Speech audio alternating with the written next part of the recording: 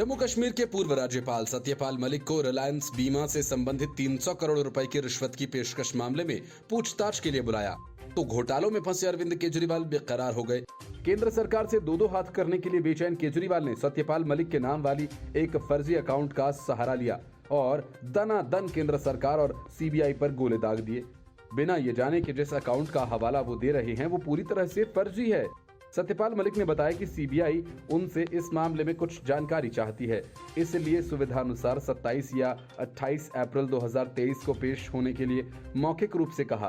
पिछले साल अक्टूबर में सीबीआई ने रिलायंस इंश्योरेंस केस में पूछताछ के लिए बुलाया था, लेकिन अरविंद केजरीवाल बिना ये जाने एक फर्जी अकाउंट से किए गए ट्वीट का हवाला दिया। बेफिटिंग फैक्ट्स के ट्विटर हैंडल से पता चला कि अरविंद केजरीवाल ने पीएम नरेंद्र मोदी पर हमला करने के लिए जिस ट्विटर अकाउंट का सहारा लिया वह फेक अकाउंट है। अरविंद केजरीवाल ने लिखा कि पूरा देश आपके साथ है, खौफ के इस दौर में आपने बहुत साहस दिखाया है सर, वो कायर है, सीबीआई के पीछे छिपा है। जब जब इस महान देश पर संकट आया, आप जैसे लोगों ने अपने साहस से उसका मुकाबला किया। वो अनपढ़ है, भ्रष्ट है, गद्दार है, वो आपका मुकाबला नहीं कर सकता। आप आगे बढ़ो सर, आप पर गर्व है। केजरीवाल ने जिस ट्वीट का हवाला दिया उसमें लिखा है कि मैंने सच बोलकर कुछ लोगों के पाप उजागर किए, शायद इसलिए बुलाया गया, लेकिन मैं किसान का बेटा हूँ, घबराऊंगा नहीं, सच्चाई के साथ खड़ा हूँ। बेफिटिंग फैक्ट्स ने केजरीवाल का पर्दाफाश करते हुए ट्वीट किया, ये आपके वादों की तरह ही एक फर्जी अकाउंट है, कुछ तो शर्म करो आप, एक राज्य के मुख्यमंत्री हो, किसी भी अकाउंट का हवाला देने से पहले उसे सत्यापित करो।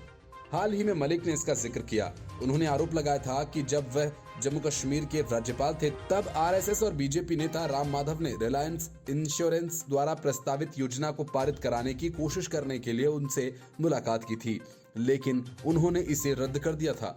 सत्यपाल मलिक ने यह भी आरोप लगाया कि जब वह जम्मू कश्मीर के राज्यपाल थे तब राम माधव ने अंबानी से संबंधित 2 फाइल्स पास करने के लिए उन्हें 300 करोड़ रुपए की रिश्वत देने की कोशिश की थी। कई विवादास्पद टिप्पणियां करते हुए सत्यपाल मलिक ने कहा कि शुरुआत में मैंने इस योजना को पास किया था, लेकिन बहुत से लोगों ने मुझे इसे वापस लेने के लिए कहा। पहली बात तो ये साबित हुई कि सरकारी कर्मचारी इस योजना के आने से वास्तव में नाखुश थे। ऐसा इसलिए क्योंकि इस योजना के लिए सभी सरकारी कर्मचारियों को सालाना 8,500 रुपए का भुगतान करना पड़ता था और सेवानिवृत्त अधिकारियों को 20,000 रुपए से अधिक देने थे। संघ के नेता राम माधव ने इन आरोपों से इनकार किया और सत्यपाल मलिक को मानहानि का नोटिस भेजा है।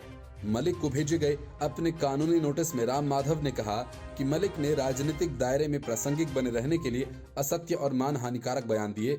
सिर्फ आम आदमी पार्टी ही नहीं, कांग्रेस ने भी मलिक को भेजे गए समन को लेकर केंद्र सरकार पर निशाना साधा। कांग्रेस ने सीबीआई के इस समन की आलोचना करते हुए ट्वीट किया कि आखिरकार पीएम मोदी से रहा नहीं गया। सत्यपाल मलिक जी ने देश के सामने उनकी कलाई खोल दी, अब सीबीआई ने मलिक जी को बुलाया है, ये तो होना ही था। The report, News of India. Bengal में जिस वक्त शिक्षक भर्ती घोटाले को अंजाम दिया जा रहा था, उसी के साथ नगर पालिकाओं की भर्ती में भी गोलमाल हो रहा था। मतलब शिक्षक भर्ती के साथ साथ नगर पालिकाओं की भर्ती में भी लूट खसोट का खेल जारी था। इस बात के सबूत ईडी के हाथ लगे तो कलकत्ता हाई कोर्ट ने सीबीआई को जांच करने का जिम्मा सौंप दिया और साथ ही 28 अप्रैल को एक सीबीआई से इस मामले में एक रिपोर्ट पेश करने को कहा गया है। मतलब साफ है कि शिक्षक भर्ती घोटाले में फंसी ममता बनर्जी सरकार के लिए एक बड़ी मुसीबत आने वाली है।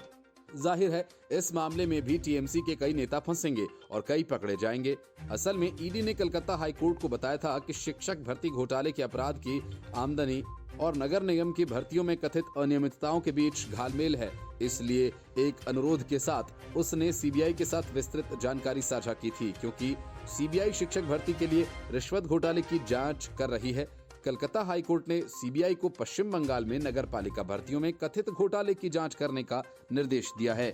स्कूल में नौकरी के लिए रिश्वत घोटाले की जांच के दौरान प्रवर्तन निदेशालय को मिले सबूतों को ध्यान में रखते हुए हाईकोर्ट ने ये निर्देश दिया है। ईडी ने हाईकोर्ट को बताया कि स्कूल्स में नौकरियों से जुड़े रिश्वत घोटाले के सिलसिले में गिरफ्तार अयान सिल जैसे एजेंट पश्चिम बंगाल में विभिन्न नगर पालिकाओं में क्लर्क, सफाई कर्मचारी, चपरासी, ड्राइवर आदि की भर्ती में हुए कथित अवैध कामों में भी शामिल थे।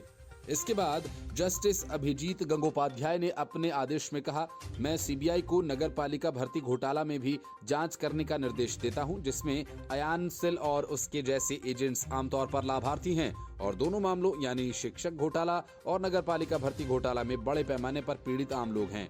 हाईकोर्ट ने निर्देश दिया कि अगर जरूरी हो तो सीबीआई कथित नगर पालिका भर्ती घोटाले के संबंध में मामले की जांच के लिए एक एफआईआर दर्ज कर सकती है। जस्टिस गंगोपाध्याय ने पश्चिम बंगाल के डीजीपी और राज्य के मुख्य सचिव को निर्देश दिया कि वे अपने अधीन सभी संबंधी विभागों को अनुरोध किए जाने पर नगर पालिका में भर्ती में कथित घोटाले की जांच करते समय सीबीआई और ईडी को उनके कामकाज में मदद करने का निर्देश दें। कलकत्ता हाईकोर्ट ने सीबीआई को इस आदेश के आधार पर उठाए गए कदमों की जानकारी देने के लिए 28 अप्रैल को एक रिपोर्ट दाखिल करने का निर्देश दिया। ईडी ने अर्जी दाखिल करते हुए कहा था कि शिक्षक भर्ती घोटाले में पैसे के लेन देन की जांच के दौरान उसे इस राज्य में नगर पालिका भर्तियों में कथित घोटाले का पता चला। ईडी ने कहा कि कथित नगर पालिका भर्ती घोटाले की जांच के लिए आईपीसी के जरूरी कानूनों और भ्रष्टाचार निवारण अधिनियम के तहत सीबीआई की जांच के लिए एक अलग एफआईआर की जरूरत होगी। The report, News of India. राज्यपाल के पद पर रहते हुए सत्यपाल मलिक खामोश बैठे रहे, लेकिन पद से हटने के बाद एक बड़े आरोप लगाने लगे। अब तो उनके फेक अकाउंट को और फेक ट्वीट पर भी केजरीवाल से लेकर कांग्रेस तक सियासत करने में लगे हुए हैं। सत्यपाल मलिक ने हाल ही में पुलवामा हमले समेत कई मुद्दों पर सनसनीखेज खुलासे किए और इसे लेकर देश में सियासी बखेड़ा खड़ा हो गया। तो गृहमंत्री अमित शाह ने उनकी विश्वसनीयता पर भी सवाल खड़े कर दिए। गृहमंत्री अमित शाह ने सत्यपाल मलिक के खुलासों से जुड़े सवाल पर कहा कि आपको उनसे ये भी पूछना चाहिए कि उनको ये सारी बातें हमारा साथ छोड़ने के बाद ही क्यों याद आ रही हैं। उन्होंने कहा कि अंतरात्मा उस वक्त क्यों जागृत नहीं होती जब लोग सत्ता में होते हैं। अमित शाह ने सत्यपाल मलिक की विश्वसनीयता पर सवाल उठाते हुए कहा कि इस पर जनता को सोचना चाहिए। उन्होंने कहा कि सत्यपाल मलिक की बात सही है तो वे गवर्नर रहते हुए चुप क्यों रहे। सत्यपाल मलिक को गवर्नर रहते हुए ही इस विषय में बोलना चाहिए था। गृहमंत्री अमित शाह ने सत्यपाल मलिक के आरोपों पर कहा कि ये सब सार्वजनिक चर्चा के विषय नहीं हैं। उन्होंने कहा, मैं देश की जनता को इतना जरूर बताना चाहता हूं कि भारतीय जनता पार्टी की सरकार ने ऐसा कुछ नहीं किया जिसे छिपाना पड़े। गृहमंत्री ने यह भी कहा कि कोई अपने राजनीतिक स्वार्थ के लिए हमसे अलग होकर कुछ कहता है तो इसका मूल्यांकन मीडिया को भी करना चाहिए, जनता को भी करना चाहिए। उन्होंने कहा कि जब आप पद पर नहीं होते तब आरोप की वैल्यू और वैल्यूएशन दोनों गिरते हैं।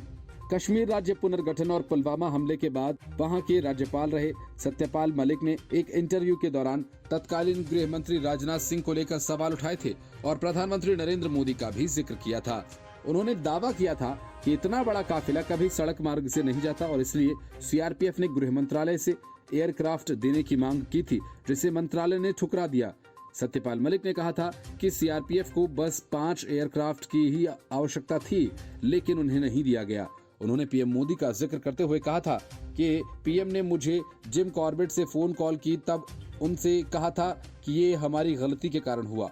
पीएम ने मुझसे इस पर चुप रहने और किसी से कुछ नहीं कहने के लिए कहा था।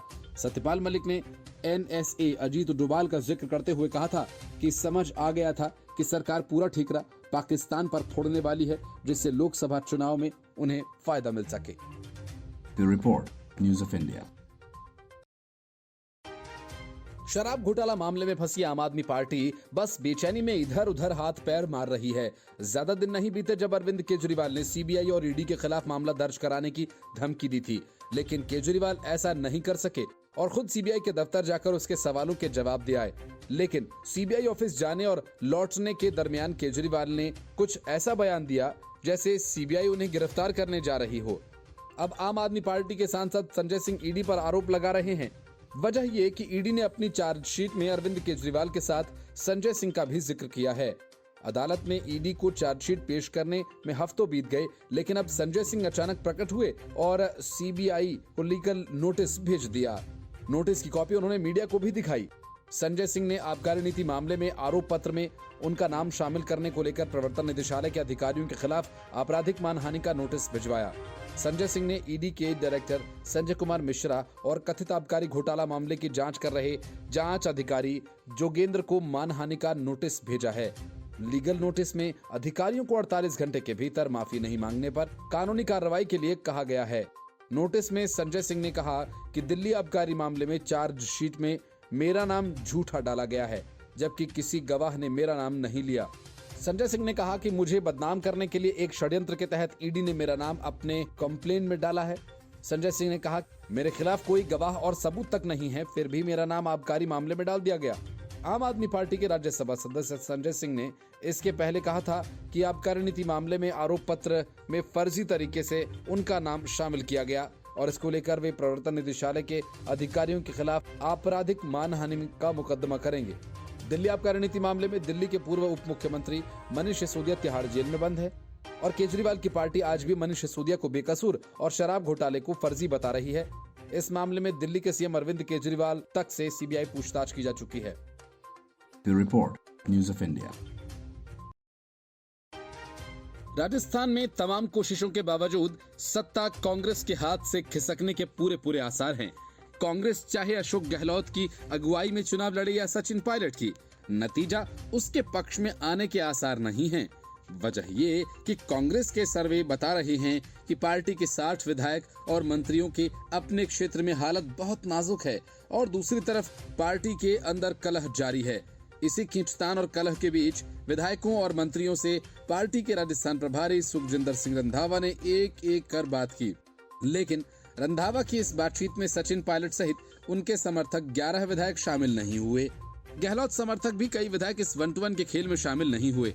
अशोक गहलोत समेत कई विधायकों ने अपनी बात रखी, जबकि इस पूरे संवाद कार्यक्रम से 2 मंत्री और 14 विधायक गैर हाजिर रहे।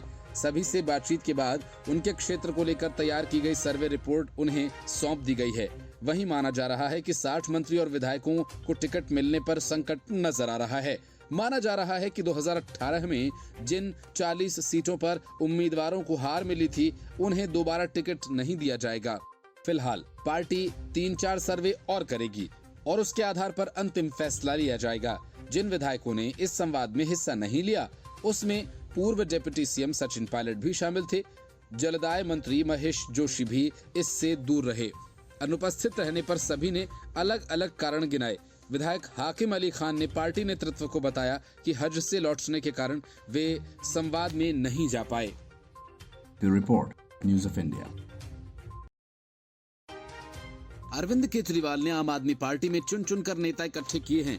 कोई शराब घोटाला करता है तो कोई क्लासरूम, कोई मनी लॉन्ड्रिंग करता है तो कोई वसूली।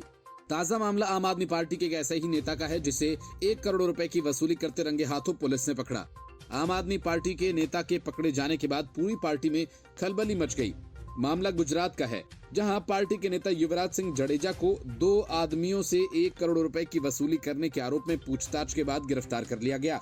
इस नेता ने पिछले दिनों डमी कैंडिडेट गैंग का खुलासा किया था, लेकिन इसी खुलासे की आड़ में वो लोगों से वसूली करने लगा कि माल पहुंचा दो वरना नाम खोल दूंगा। एक अधिकारी ने बताया कि जिन 2 लोगों से कथित तौर पर वसूली की गई है, उनमें से एक पर डमी कैंडिडेट गिरोह का मास्टरमाइंड होने का आरोप है, जिसका हाल ही में पर्दाफाश किया गया था। अधिकारी ने बताया कि आम आदमी पार्टी की युवा इकाई के नेता जडेजा को पुलिस द्वारा घंटों की पूछताछ के बाद गिरफ्तार कर लिया गया। भावनगर के पुलिस महानिरीक्षक गौतम परमार ने बताया कि जडेजा ने डमी कैंडिडेट गैंग में कथित संलिप्तता को लेकर उनके नामों का एक संवाददाता सम्मेलन में खुलासा न किए जाने के बदले में मामले के कथित मास्टरमाइंड प्रकाश दवे से 45 लाख रुपए और प्रदीप बरैया से 55 लाख रुपए वसूलने थे। जडेजा की गिरफ्तारी के बाद आम आदमी पार्टी के साथ ही कांग्रेस ने पेपर लीक और सरकारी नौकरियों के लिए भर्ती में डमी कैंडिडेट मामलों पर पर्दाफाश करने के लिए उन्हें निशाना बनाने को लेकर सत्तारूढ़ भारतीय जनता पार्टी भाजपा की आलोचना की। जडेजा ने डमी कैंडिडेट गिरोह के मामले में 5 अप्रैल को गांधीनगर में एक संवाददाता सम्मेलन किया था। उन्हें आपराधिक प्रक्रिया संहिता सीआरपीसी की धारा 161 के तहत समन जारी कर मामले में पूछताछ के लिए विशेष जांच दल के समक्ष पेश होने को कहा गया। परमार ने बताया कि पुलिस द्वारा पूछताछ के बाद जडेजा और उनके सहायक के खिलाफ भारतीय दंड संहिता की धाराओं 386, 388 और 120B के तहत शहर के नीलमबाग थाने में एक एफआईआर दर्ज की गई। मामले की जानकारी के अनुसार 25 मार्च को जडेजा के सहायक ने एक डमी कैंडिडेट का वीडियो बनाया था, उन्होंने प्रकाश दवे को वीडियो दिखाया और उससे कहा कि अगर वो मामले में अपने नाम का खुलासा नहीं होने देना चाहता तो 70 लाख रुपए का इंतजाम करे। बाद में 45 लाख रुपए में सौदा तय हुआ था। पुलिस ने बताया कि बरैया को अपना नाम सामने आने से रोकने के लिए 60 लाख रुपए देने को कहा गया और बाद में 55 लाख रुपए देने पर सहमति बनी। पुलिस ने आरोप लगाया जडेजा ने अपने सहायक के जरिए पैसा इकट्ठा किया। परमार ने कहा कि 5 अप्रैल को अपने संवाददाता सम्मेलन में जडेजा ने इसलिए उनके नामों का खुलासा नहीं किया। ईसुदान गढ़वी ने कहा कि सरकार ने जडेजा को निशाना बनाया है, जबकि पेपर लीक और डमी कैंडिडेट मामलों के मास्टरमाइंड खुले घूम रहे हैं। गढ़वी ने अपने एक वीडियो बयान में कहा कि युवराज सिंह ने ही पेपर लीक मामलों का पर्दाफाश किया, इसलिए यह स्वाभाविक है कि कुछ बहुत शक्तिशाली लोग उनसे नाराज हैं। कांग्रेस की गुजरात इकाई के अध्यक्ष अमित चावड़ा ने कहा कि पेपर लीक और डमी कैंडिडेट गिरोह के दोषियों के खिलाफ कार्रवाई करने के बजाय सरकार ने इस गिरोह का पर्दाफाश करने वाले एक युवा नेता को गिरफ्तार किया है। The report, News of India. Punjab की तत्कालीन चन्नी सरकार ने पीएम मोदी की सुरक्षा को लेकर जो बड़ी चूक की थी और नतीजा ये हुआ कि पंजाब के कई बड़े अफसर नप गए। अब कुछ वैसा ही केरल की कम्युनिस्ट सरकार ने किया। पीएम मोदी की सुरक्षा के लिए केरल में तैयार की गई सिक्योरिटी प्लान के हिस्से धीरे धीरे लीक किए जा रहे हैं और ये काम केरल की पुलिस कर रही है। केरल सरकार पर यह आरोप बीजेपी ने लगाया है और इसी वजह से पीएम मोदी पर आत्मघाती हमले की धमकी दी गई है। आत्मघाती हमले की धमकी एक पत्र के द्वारा प्रदेश बीजेपी अध्यक्ष को भेजी गई है। प्रधानमंत्री नरेंद्र मोदी के केरल दौरे को लेकर आत्मघाती हमले की धमकी वाला पत्र सामने आते ही पूरे राज्य में हाई अलर्ट कर दिया गया है। पुलिस और जांच एजेंसीज इस पत्र को लेकर छानबीन करने में लग गई हैं। हालांकि प्रदेश भाजपा ने आरोप लगाया कि पीएम मोदी के दौरे को लेकर जो सिक्योरिटी प्लान है उसे केरल पुलिस लीक कर रही है। पीएम सुरक्षा को लेकर 49 पन्नों की जो रिपोर्ट लीक हुई है उसे केरल के इंटेलिजेंस के टीके विनोद कुमार ने तैयार किया था। उन्होंने इसमें पीएम मोदी के दौरे को लेकर सुरक्षा खतरे पर आगाह किया है। हाल ही में जिस तरह से पीएफआई को देश भर में बैन किया गया, आशंका जाहिर की गई कि कट्टरपंथी इस्लामिक संगठन के कुछ लोग साजिश रच रहे हैं। कोच्चि पुलिस कमिश्नर ने एक उच्च स्तरीय बैठक बुलाई। पीएम मोदी केरल को राज्य की पहली वंदे भारत की सौगात देने वाले हैं। हाल ही में जिस तरह से बंगाल से लेकर हैदराबाद तक वंदे भारत ट्रेन को कट्टरपंथी सोच वाले पत्थरबाजों द्वारा नुकसान पहुंचाया गया, ये साफ है कि इस ट्रेन के नाम और इससे वो खुश नहीं हैं। ऐसे में केरल सरकार को इसमें पहले से सतर्कता बरतनी चाहिए थी और पीएम मोदी की सुरक्षा के मामले को गंभीरता से हैंडल करना चाहिए था। वो उस राज्य के भी प्रधानमंत्री हैं जहां भाजपा की सरकार नहीं है। जिन्होंने उन्हें वोट नहीं दिया उनके भी वह प्रधानमंत्री हैं। केरल पुलिस की लापरवाही बहुत बड़ी है क्योंकि जो दस्तावेज लीक हुए हैं उसमें पीएम मोदी की सुरक्षा रूट और इसकी व्यवस्था को लेकर सारी डिटेल्स हैं।